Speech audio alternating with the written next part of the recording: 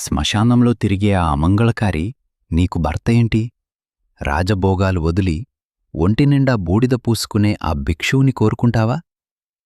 దక్ష ప్రజాపతి ఇలా ఈసడించుకుంటే సతీదేవి నవ్వుతూ చెప్పింది, నాన్నగారు, మీరు చూసేది ఆయన బాహ్యరూపం, నేను చూసేది ఆయన అనంతమైన తత్వం. ఇక్కడే మనం శివుడి బాహ్యరూపంలో దాగిన శివతత్వాన్ని తెలుసుకోవాలి. ఒంటినిండా భస్మం, ఈ దేహం ఒకరోజు బూడిదే అని గుర్తుచేసే వైరాగ్యం. మూడో కన్ను, లోకాన్ని కాదు సత్యాన్ని చూడటం, అది తెరుచుకుంటే అజ్ఞానం భస్మం. పులిచర్మం, అహంకారంపై గెలుపు.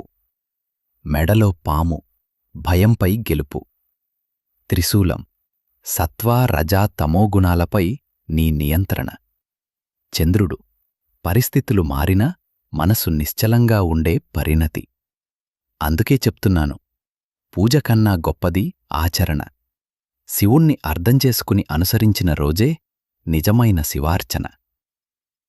ఓం నమః శివాయ.